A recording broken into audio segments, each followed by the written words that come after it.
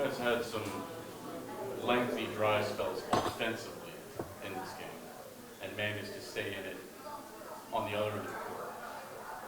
What does that say about the way you guys are kind of changing the DNA of your team to be able to win games defensively?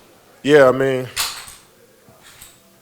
it's gonna come a time when them shots don't fall. Like tonight, I thought we got good looks all night, especially me. I mean, I'm 9 for 26. Like I'm like 5 or 6 of those. I feel like I'm supposed to make those shots, But I liked how we kept grinding regardless. My teammates kept trying to find me.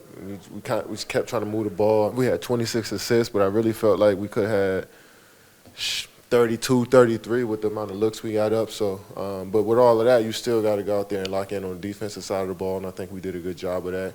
They punched the center mouth early with the threes and the drives, so we wanted to control that. And regardless of what them shots going in the rim, we wanted to make sure we were all on one string on the defensive side of the ball. So, those type of games you want to play just to learn your team and figure out your team even more, because you're a whole totally different team when your shots aren't going in. So.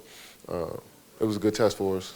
Kevin, to your point, you guys won a lot of different ways in the last month, but it's usually been you or Kyrie just rolling and the offense gets cooking. What does it mean to get a win like this when you guys aren't shooting the ball the way you want to, in the way that you've been doing for the last 2 years? Yeah, I mean it's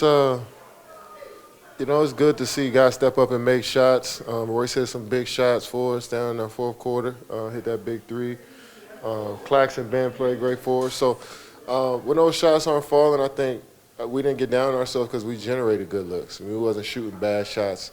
And so coach could draw up the same sets and see if we can start knocking some of them down. So our flow didn't change even though we were missing shots on offense, which keeps you in on the defensive side of the ball. So if we just get up good looks, and you feel solid coming back down on the other end on the floor. So defensively, we tried to stay in it no matter what.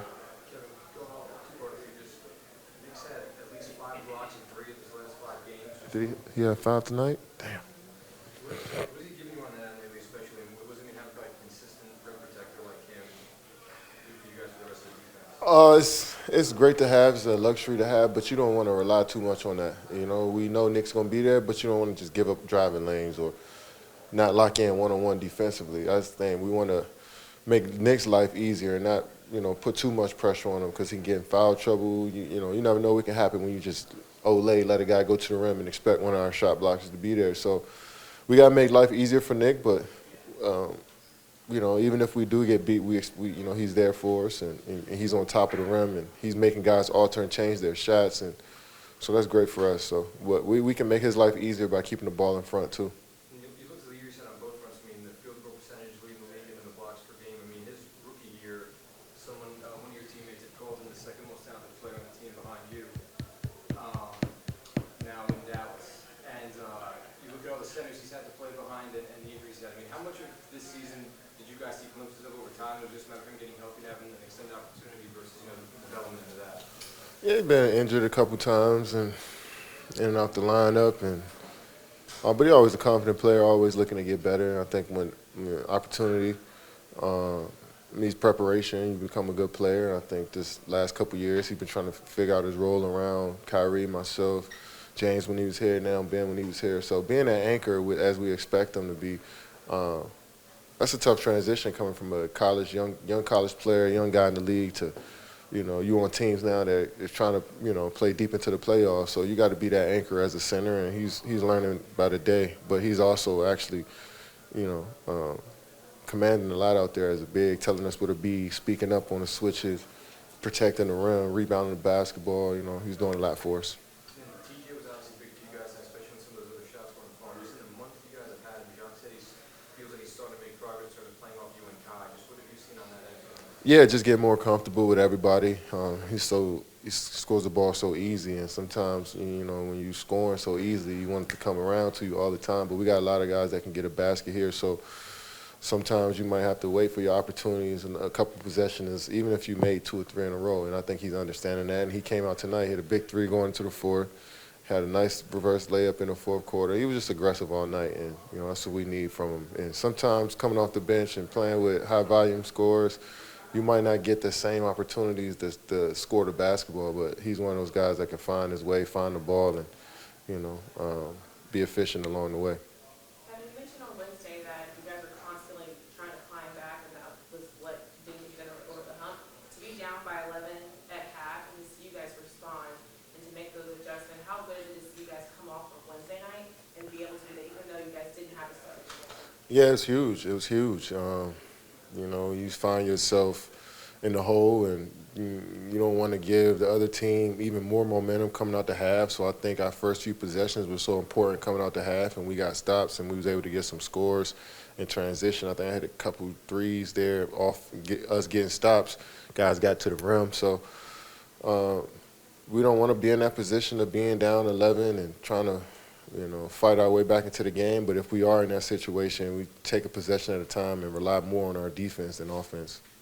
What is it like playing with a guy like Kyrie who was just cold to start the game, couldn't find his rhythm, but you still went to him late and he was able to knock down those shots?